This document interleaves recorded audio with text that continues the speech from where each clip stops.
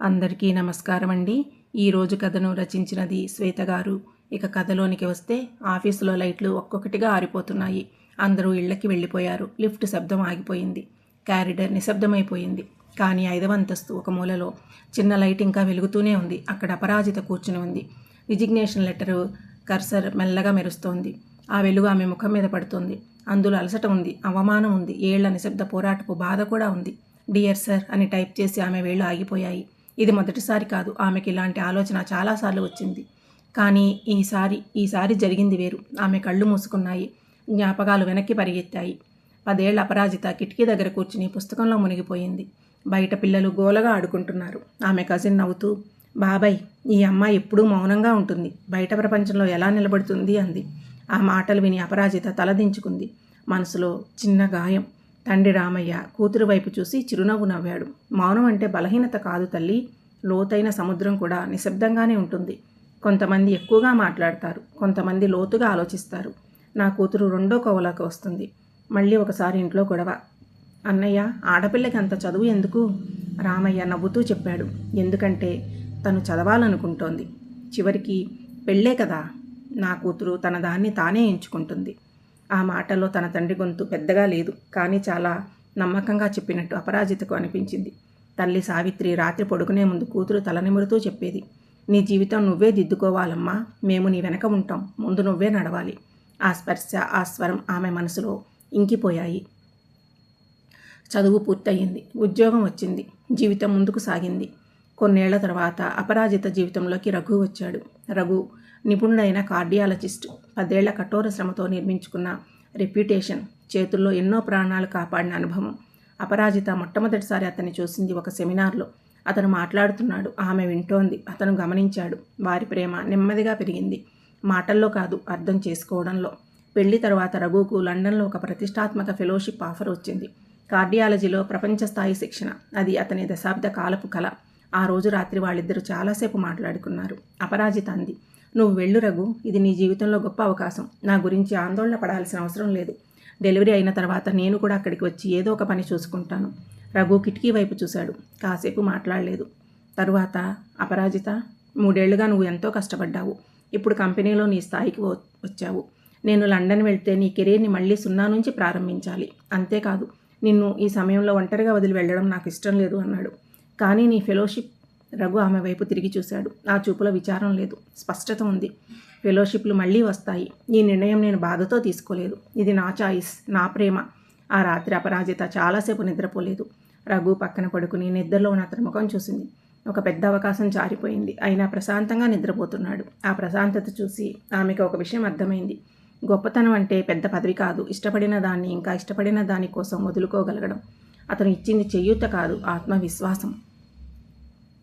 ఆతిథ్య పుట్టాక అపరాజిత జీవితం 2 నదుల సంగమంలా మారింది. 2 ఒకే సముద్రంలోకి కలవాలని తపిస్తూ మధ్యలో రాళ్లను, ఒడ్డులను దాటుతూ ప్రవహిస్తున్నాయి. మెటర్నిటీ లీవ్ ముగిసిన రోజు ఉదయం ఆమె మంచం పక్కన నిలబడింది. చేతిలో ఆఫీస్ బ్యాగ్. బెడ్ మీద ఆతిథ్య నిద్రపోతున్నాడు. ఆమె అడుగు వేసింది, ఆగింది, మళ్ళీ వేసింది, మళ్ళీ ఆగింది. ఉద్యోగానికి వెళ్ళాలి అని ఆమెకి తెలుసు. అది ఆమె బాధ్యత. కానీ తల్లిగా మారిన తర్వాత జీవితం మారిపోతుంది. బయటకు అడుగు వేసిన ఆమె మనసు ఇంటి గడప దాటలేదు. ఆఫీస్లో ఫైల్స్ మధ్య కూర్చున్న ఆలోచనలు మాత్రం బాబు చుట్టూనే తిరుగుతున్నాయి. ఒక పని చేసే మహిళగా కనిపించిన లోపల మాత్రం ప్రతిక్షణం తల్లిగానే బతుకుతోంది. ఆఫీసులో మధ్యాహ్నం ఒక సమయానికి ఆమె శరీరం ఆమెను గుర్తు చేసేది. బిడ్డ ఆకలిగా ఉన్నాడని. ఆ సమయంలో ఆమె మీటింగును ఆపుకోలేదు, క్లయింట్ కాల్ను ఆపుకోలేదు. అలాగే ఆమె శరీరము ఆపుకోలేక బ్లౌజ్ తడిపేసేది. ఆఫీసులో బాబుని తెచ్చుకుని పాలు పట్టే ఏర్పాటు లేదు. ఎవరికీ ఆ అవసరం అర్థం కాదు. అది వారి తప్పు కాదు. అమ్మతనం అనే అనుభవం లేకపోతే ఆ లోతు అర్థం అవడం కష్టం. శస్త్రచికిత్సతో బిడ్డకి జన్మనిచ్చిన శరీరం ఇంకా పూర్తిగా కోలుకోలేదు. ప్రతి మెట్టు దిగేటప్పుడు కడుపు దగ్గర మెల్లగా లాగుతున్న నొప్పి గుర్తు చేస్తుంది ఆమె ఇంకా కోలుకుంటున్న తల్లి అని. కానీ ఆ నొప్పి కంటే ఎక్కువగా లాగేది మరో భావం. బిడ్డ కోసం పరిగెత్తే తల్లి మనసు. ఒకవేళ బాబుని నాతో పాటు ఇక్కడికి తీసుకురాగలిగితే, ఆమెలోని తల్లి ఆశగా అనుకుంది. కానీ ఇక్కడ పాలు పట్టించేది ఎక్కడ? తీసుకుని వచ్చేందుకు అనుమతి కూడా లేదు. ఆమెలోని ఉద్యోగి మౌనంగా సమాధానం చెప్పింది. ఆఫీస్ మధ్యలో ఇంటికి వెళ్ళి 10 నిమిషాలు బిడ్డకు పాలు పట్టించే పర్మిషన్ను ఎంతో కష్టపడి సాధించింది. అయినా అది రోజుకు 2 సార్లు మాత్రమే. ఆ సమయం కూడా కంపెన్సేట్ చేయాలి అని మేనేజర్ ఒక రోజున చల్లగా చెప్పాడు. ఆ మాట విన్న క్షణం ఆమెలోని తల్లి వేదనతో ప్రశ్నించింది, ఇదెక్కడి న్యాయం? అయితే అర్ధరాత్రుల వరకు కూర్చుని నేను చేసిన పనికి ఆఫీస్ ఎప్పుడైనా కంపెన్సేట్ చేసిందా? నిద్రలేని రాత్రులకు బిడ్డ ఏడుపు మధ్య పూర్తి చేసిన రిపోర్ట్లకు పగలు రాత్రి తేడా లేకుండా చేసిన పనికి ఎప్పుడైనా గంటలు లెక్కపెట్టిందా? ఆ ప్రశ్నకు సమాధానం ఎవరూ చెప్పలేరు. ఎందుకంటే కొన్ని కష్టాలు గణాంకాల్లో కనిపించవు. అవి ఒక తల్లి నిశ్శబ్దంగా మోసే బాధ్యతలు. ఆఫీస్ గోడల మధ్య ఆ నిజం ఎవరికీ వినిపించదు. అక్కడ ఆమె ఒక తల్లి కాదు, ఒక ఉద్యోగి మాత్రమే. ఒకరోజు మీటింగ్ మధ్యలో బిడ్డ గుర్తొచ్చి పాలు దారగడితే ఆమె లేచి వెళ్ళింది. తిరిగి వచ్చేసరికి కొంతమంది సహోద్యోగులు నవ్వుతున్నారు. మేనేజర్ అందరికీ ముందు సీరియస్గా అన్నాడు, ఇక్కడ పర్సనల్ ప్రాబ్లమ్స్కి చోటు లేదు. మళ్ళీ ఇలా జరిగితే హెచ్ఆర్తో మాట్లాడాల్సి వస్తుంది. ఆ మాట ఆమె గుండెల్లో గుచ్చుకుంది. అందరి ముందు జరిగిన అవమానానికి ఆమె ముఖం ఎర్రబడింది. కొన్నాళ్లు గడిచాయి. మేనేజర్ ఒకరోజు పిలిచాడు. ఒక కొత్త ప్రాజెక్ట్ ఉంది, నువ్వు టీం లీడ్గా తీసుకుంటావా? ప్రయత్నిస్తాను అని చెప్పింది. ఆ రాత్రి రఘు అన్నాడు, ప్రయత్నించడం కాదు, నువ్వు చేసేస్తావు. ఆ మాటను చెప్పిన వాడు తన జీవితంలో ఒక పెద్ద అవకాశాన్ని ఆమె కోసం వదులుకున్నవాడు. అందుకే ఆ మాటలో బరువు ఉంది. ఉదయం 5 గంటలు. ఇంకా నగరం పూర్తిగా మేల్కొనలేదు. కిచెన్లో చిన్న స్టవ్ మీద పాలు మరిగే శబ్దం వినిపిస్తోంది. అపరాజిత నిశ్శబ్దంగా పనులో నిమగ్నమై ఉంది. ఒకవైపు ఆతిథ్యకు టిఫిన్ రెడీ చేస్తుంది, మరోవైపు రఘుకి కాఫీ సిద్ధం చేస్తుంది. అంతలోనే గడియారం వైపు చూసి తన ల్యాప్టాప్ బ్యాగ్ కూడా సర్దుకుంది. కొంతమంది సమన్వయం అంటే ఒకదాన్ని కాపాడుకోవడానికి ఇంకొకదాన్ని వదిలేయడం అనుకుంటారు. కానీ ఆమెకు బ్యాలెన్స్ అంటే ఎక్కడ తన అవసరం ఎక్కువగా ఉంటుందో అక్కడ తన సమయాన్ని వినియోగించడం. ఆతిథ్యకి జ్వరం వచ్చిన రోజుల్లో ఆమె ఆఫీస్ మీటింగ్లను వాయిదా వేసుకుంది. క్లయింట్ డెడ్లైన్ దగ్గరగా ఉన్నప్పుడు రాత్రి ఆలస్యంగా పనిచేసింది. ఆతిథ్య స్కూల్ నుంచి వచ్చి రోజు ఎలా గడిచిందో చెబుతుంటే అపరాజిత శ్రద్ధగా వింటుంది. ఆ చిన్ని కబుర్లు ఆమెకు ఎంతో ముఖ్యమైన విషయాల్లా అనిపిస్తాయి. రఘు ఏదైనా సమస్యను ఎదుర్కొంటున్నప్పుడు ఆమె నిశ్శబ్దంగా అతని పక్కన ఉంటుంది. కానీ ఆమె జీవితంలో ఒక చిన్న లోపం ఉంది. అది ఆమెకు తెలుసు. చేసిన పనిని చెప్పుకోవడం ఆమెకి రాదు.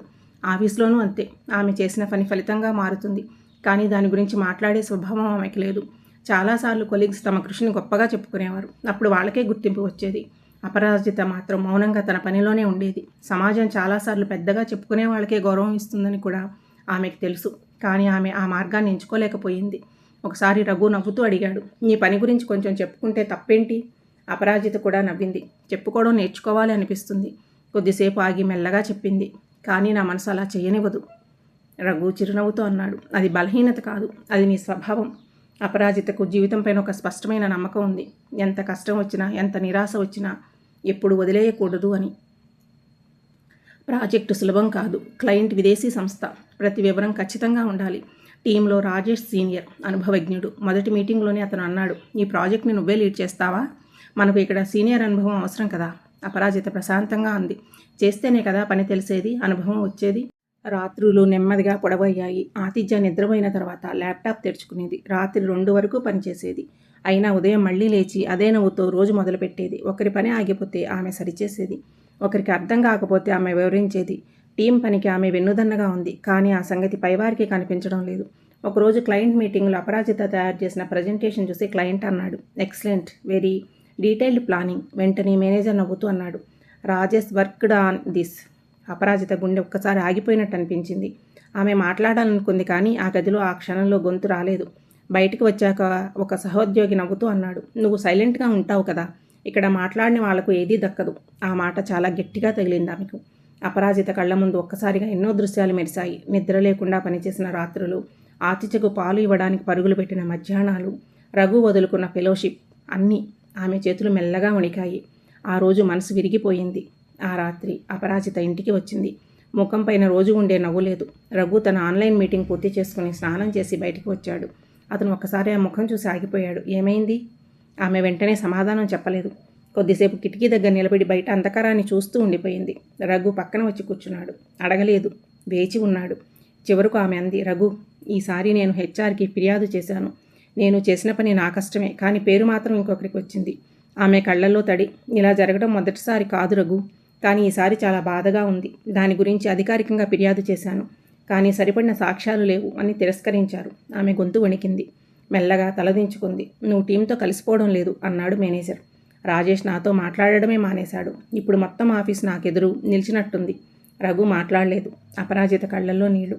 నేను పోరాడాను రఘు. మొదటిసారి నా గురించి నేను నోరు తెరిచాను. ఎన్నాళ్లుగానో మౌనంగా భరించిన తర్వాత ఇది న్యాయమా అని అడిగాను. కానీ ఆ ప్రశ్న అడిగిన క్షణం నుంచే నా చుట్టూ ఉన్న ప్రపంచం మారిపోయింది. నిన్నటి వరకు నాతో కలిసి నవ్విన వాళ్ళు ఈరోజు నా వైపు చూడకుండా వెళ్ళిపోతున్నారు. నేను చేసిన తప్పు ఏంటంటే నా మౌనాన్ని భంగం చేయడం. నువ్వు నా కోసం నీ ఫెలోషిప్ కూడా వదిలేశావు. ఇక్కడ నిలబడడానికి నేను ఎంత కష్టపడుతున్నానో నీకు తెలుసు. కానీ రఘు, కొన్ని వ్యవస్థలు ప్రశ్నలను సహించవు. అవి విధేయతను మాత్రమే కోరుకుంటాయి. నిజం చెప్పిన క్షణం నుంచి మనల్ని ఒంటరిగా నిలబడతాయి. ఇప్పుడు నా ముందున్నది ఒకే ప్రశ్న. నా గౌరవం కాపాడుకోవడానికి ఇక్కడి నుండి వెళ్ళిపోవాలా, లేక ఇక్కడే నిలబడి ఇంకా గాయపడడానికి సిద్ధంగా ఉండాలా? రఘుకి ఇప్పుడు అర్థమవుతుంది ఆమె మనసులో రాజీనామా ఆలోచన ఎందుకు పుట్టిందో. అది బలహీనత కాదు. ధైర్యంగా పోరాడిన తర్వాత కూడా ఫలితం లేకపోయినప్పుడు మనసులో మిగిలిన నిశ్శబ్ద నిరాశ. రఘు చాలాసేపు మాట్లాడలేదు. కిచెన్లోకి వెళ్ళి 2 కప్పుల వేడి పాలు తీసుకొచ్చాడు. ఒక కప్పు ఆమె చేతిలో పెట్టాడు. ముందు ఇది తాగు. ఆ నిశ్శబ్దంలో రఘు మెల్లగా మొదలుపెట్టాడు. నువ్వు ఫిర్యాదు చేశావు, వ్యవస్థ వినలేదు. అది నీ తప్పు కాదు. కొన్ని వ్యవస్థలు నిజాన్ని వినడానికి కాదు, నిశ్శబ్దాన్ని కొనసాగించడానికి నిర్మించబడతాయి. కానీ ఇప్పుడు నేను ఒక ప్రశ్న అడుగుతాను, జవాబు చెప్పు. నువ్వు వెళ్ళిపోతే ఆ వ్యవస్థ మారుతుందా? ఆ మేనేజర్ మారతాడా? కానీ రేపు నీ కుర్చీలో ఇంకో మహిళ కూర్చుంటుంది. ఆమె కూడా ఒకరోజు నీలాగే ఇది న్యాయమా అని అడుగుతుంది. అప్పుడు ఆమె ముందు నిలబడి నేను పోరాడాను అని చెప్పే ఒక్క ఉదాహరణ కూడా ఉండదు. నువ్వు ఓడిపోయానని అనుకుంటున్నావు, కానీ నువ్వు పోరాడావు. పోరాటం ఇప్పుడు వెంటనే గెలుపు ఇవ్వదు. కొన్నిసార్లు అది తర్వాత మనిషికి దారి మాత్రమే చూపిస్తుంది. ఇప్పుడు నువ్వు వెళ్ళిపోవచ్చు, అది నీ నిర్ణయం. నేను నిన్ను ఆపను. కానీ ఒక్కసారి నీ మనసుని నువ్వే అడుగు. నువ్వు వెళ్ళిపోతే నీకు శాంతి దొరకవచ్చు, కానీ నువ్వు ఇక్కడే నిలబడితే ఒక్కరోజు ఈ వ్యవస్థ మారే మొదటి అడుగు అవుతావేమో. అపరాజిత చాలాసేపు మౌనంగా కూర్చుంది. చివరికి మెల్లగా అంది, థ్యాంక్ యూ రఘు. ఎందుకు? అపరాజిత చిన్నగా నవ్వింది. నువ్వు నన్ను ఆపలేదు, కానీ నా ముందు ఒక దారి చూపావు. ఆ దారిలో నడవాలా వద్దా అన్నది ఇప్పుడు నా నిర్ణయం. ఆ మాటలో ఒక కొత్త నిశ్చయం మెరిసింది. తర్వాతి రోజు ఉదయం అపరాజిత ఆఫీస్కి వెళ్ళింది. అదే డెస్క్, అదే ల్యాప్టాప్, అదే టీము, అదే మేనేజరు. కానీ ఒక్క విషయం మారింది. అది ఆమె మనసు. ఈసారి ఒక్కొక్క సమస్యను ప్రశాంతంగా పరిష్కరించింది. ప్రతి పనికి టైం పెట్టుకుంది. ప్రతి కంట్రిబ్యూషన్ డాక్యుమెంట్ చేసుకుంది. కొన్ని నెలల తర్వాత ప్రాజెక్టు పూర్తయింది. క్లయింట్ నుంచి mail, excellent execution, the project is far behind the expectations. మీ బృందంతో పనిచేయడం కోసం మేము ఎదురు చూస్తున్నాం. కంపెనీలో సమావేశం జరిగింది. మేనేజర్ స్టేజ్ మీద నిలబడ్డాడు. ఈసారి డాక్యుమెంట్ చేసిన సాక్ష్యాల ముందు అతను వేరేగా మాట్లాడలేకపోయాడు. ఈ ప్రాజెక్టు విజయం వెనుక చాలా కృషి ఉంది. మొదటి నుంచి చివరి వరకు దీన్ని నిలబెట్టిన వ్యక్తి అపరాజిత. హాల్ అంతా చప్పట్లతో నిండిపోయింది. అపరాజిత స్టేజ్ మీదకి వెళ్ళింది. ఈ విజయం నా ఒక్కదానిది కాదు. ఇంట్లో నాకు వెన్నుదన్నుగా నిలబడిన నా భర్త రఘుది. ఈ ప్రయాణంలో నన్ను నమ్మి సహకరించిన అందరిది. ఈ ఆఫీస్లో పనిచేసే తల్లులందరికీ నాదో విన్నపం. మీ పరుగులు ఎవరికీ కనిపించకపోవచ్చు. మీ కష్టాలకి గుర్తింపు రాకపోవచ్చు. మీ పోరాటం వ్యర్థమైనట్టు అనిపించవచ్చు. కానీ మీరు ఆగకండి, పరుగు ఆపకండి. హాల్ మళ్ళీ చప్పట్లతో మారుమోగింది. ఈసారి మర్యాద కోసం కాదు, అర్థం చేసుకున్న వాళ్ళ చప్పట్లు అవి. ఆ సాయంత్రం ఇంటికి వచ్చింది. ఆదిత్య హోంవర్క్ చేస్తున్నాడు. అమ్మ, మా టీచర్ ఒక ప్రశ్న అడిగింది. నీ రోల్ మోడల్ ఎవరు అని. నువ్వేమన్నావు? మా అమ్మ అని చెప్పాను. అపరాజిత ఒక్కసారిగా ఆగిపోయింది. ఎందుకు అని అడిగింది. ఆదిత్య మెల్లిగా అన్నాడు, ఎందుకంటే మా అమ్మ ఎప్పుడూ ఆగిపోదు. ఎంత కష్టం వచ్చినా ముందుకే వెళ్తుంది. నాకు కూడా అలా అవ్వాలని ఉంది.